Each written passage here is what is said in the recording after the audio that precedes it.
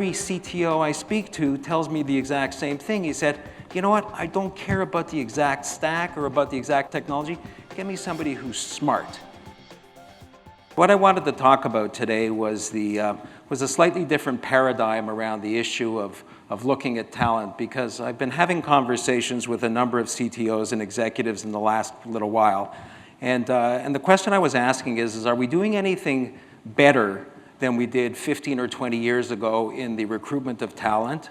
And are we doing anything better in terms of the dynamic of how we go about finding talent? And the answer, interestingly enough, has been a big question mark, and that it's a lot of the feedback that I've been getting is anecdotal, but the feedback is that to a great degree, they're not sure if we're doing a much better job. And so I wanted to take a slightly different view as to how we might consider our world of recruiting and of hiring and finding great talent, because really they're asking us as recruiters or as executives of organizations to be both a window on the marketplace and a bit of a self-actualizing mirror to recognize your strengths and weaknesses. So if you take a look at how the recruiting process works right now, it's really, especially for technology individuals, it's really a bunch of buzzwords, right? So you throw out Angular, .Node, JS, et cetera, et cetera, et cetera, and you do a search onto the marketplace, and hopefully you find some candidates, and you contact the candidates, and you see where that leads. And so if you take a look on the job boards on Indeed or Workopolis or on LinkedIn, everybody's looking for full stack developers. Well, so you type in full stack developers and you try and find whatever you can, and so everybody's looking in the exact same pool.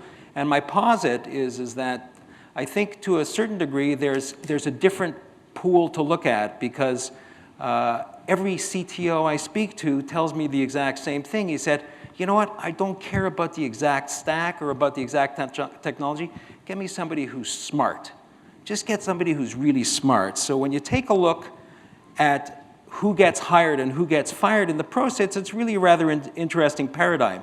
There's a study done by Leadership IQ. If you look Leadership IQ online, they've got some really interesting information and the like about talent and organizational development and organizational management. And they were saying is that for people who get let go from organizations, 26% of them are folks that don't accept feedback well. 23% can't manage their emotions well or can't understand some of the dynamics and the interactions that are going on in the organization. 17% don't have the right motivation, and 11% lack the necessary skills. And yet, when we take a look at the other side, which is why people are being hired right now to a great degree, is they're being hired for a number of years of experience, exactly this exact technology stack that they've got, particular industry knowledge and the like, or how many years have they been doing such and such. And so, as you can notice, there's a dislocate going on here. And so the question is, well, are there things that we can do about it to either change subtly or to open it up? Because if you think about it, think of the bell curve, right? So you've got the bell curve. 20% of the individuals are going to do just fine, no matter what, under any circumstances, they're going to be quote-unquote winners. They're good at what they do and the like, and flexible, and have grit and determination and all the right things you're looking for. The 20% on the bottom are we don't know. We're just not sure. They're maybe just in the wrong place, wrong position, but they're questionable. And then there's the other 60% who's in between, right? And so the idea that I have, and that in talking to people, that there's an agreement, is if we can take the bell and we can move it forward up towards that top 20%, then what we do is we open up the world of opportunity to people that maybe aren't being considered right now for a bunch of different reasons. And that opens up all sorts of connections and possibilities where we thought originally there were shortages. Maybe those shortages really are not as obtuse as we thought they were. So good coders, and this has nothing to do with 5 years of Java or whatever, but they do things differently. They get into a flow. They've got a deeper understanding of what the client needs are. They don't go down rabbit holes nearly as badly.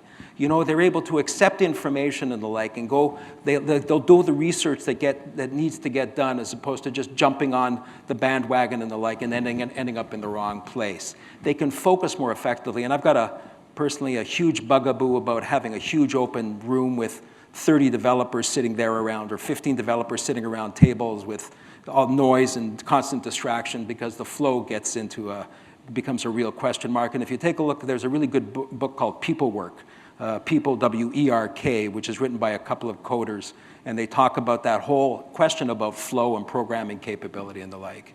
And so they throw a code that's not working rather than going down that rabbit hole and the like, and they communicate more effectively. And this, think about it, there's never a circumstance where you wouldn't want to have somebody like this. Yet the way, again, that we go and look for people is we throw buzzwords at it, and if the search is too big, then we'll throw another random buzzword at it and the like. And most people, because the recruiters, both internal and external, don't have the technical background, will not ask or push back on the hiring manager. They'll just go out and do the same thing over and over again. So let me suggest, if I could, one thought is that simply get whoever is doing the recruiting for you to sit in on the interviews with the hiring managers. Sit down with them, debrief after a few interviews, find out if they're on the same page, and then open up that conversation going as opposed to just throwing job descriptions over the wall, because it'll open up a whole new opportunity. So ideally, what you're going to do is this, is you're going to go out to the marketplace and you're going to find interesting talent, and you're going to present this back to the hiring managers. So you'll present them a list of the skills that they have, like the typical skills matrix, how many years they've been doing it, et cetera, and what their competency level is each one of those, so you get a good read on it. And then what you're going to do is you're going to start asking them some deep questions. Right, you're going to ask them, what exactly have they done on the project? What sort of stuff do they do on the side? Do they have a portfolio that they've worked on? What are they most proud of? All of those sort of soft things and soft issues that will sort of start to uncover whether the person is a communicator or whether they're simply a coder. Because there's room for those as well. You just have to make sure that you know what it is that you're hiring. Have they worked in open source and the like? Have they done experimentation off hours? And so, what I see happening in the course of the next little while, as more and more industries get disintermediated, and as fintech starts to take its hold onto the financial services sector, is that there's going to be a whole group of people who've historically worked within the framework of large organizations, who've done their little pieces of work with exact design specifications, and they're going to be opening up into the open source world, and some will succeed and some will really struggle.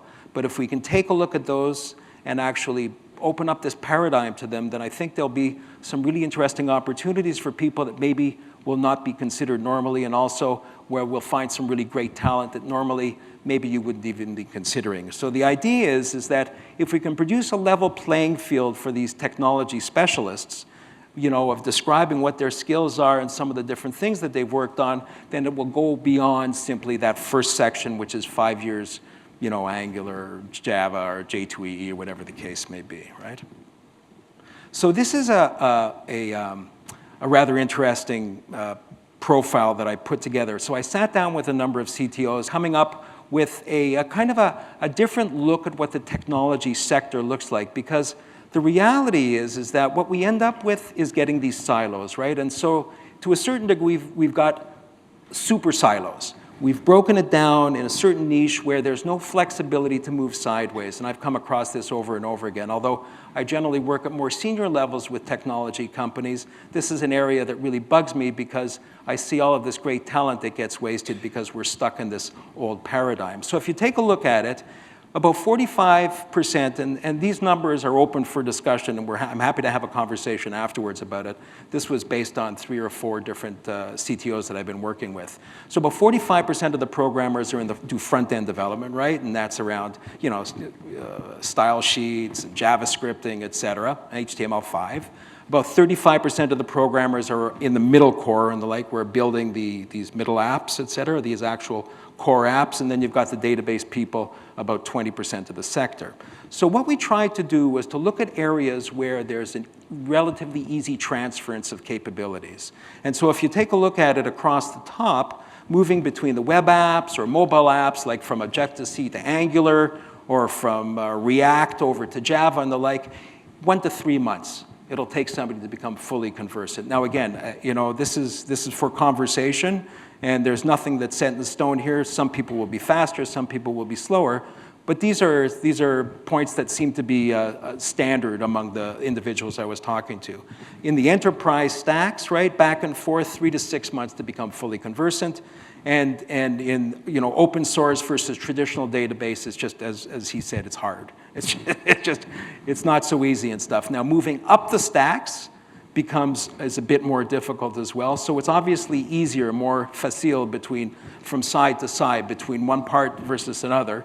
And so the point is trying to have these deeper conversations to give the tools to the recruiters, because more and more even small companies are using external recruiters or internal recruiters, to give those tools to people to have those bigger conversations. The bigger the conversation, the more people you'll be speaking to, and the more open the discussion, then the more interesting candidates that you'll be pooling, rather than getting stuck into these sub-silos of sub-silos of sub-silos saying, I need 7 years of blah, blah, whatever the case may be. The question then, once you do the hiring process, is to take a little look backwards at your own capability. And so the question then is to decide for yourself if you really know how to hire. And I know this sounds like a silly question, but I can't tell you, I've been doing this for 25 years. It's a really hard conclusion for somebody to come to that they don't hire well. That they struggle with that. And you've got to make a lot of mistakes in order to come to that conclusion, because it really comes to the core of your own self-actualization, because all of us feel strongly that we read people well, that we have a good understanding of people and fit and all of those things. And so to come to that awareness takes some statistical analysis beyond simply my gut, because your gut will always say, that guy's an idiot.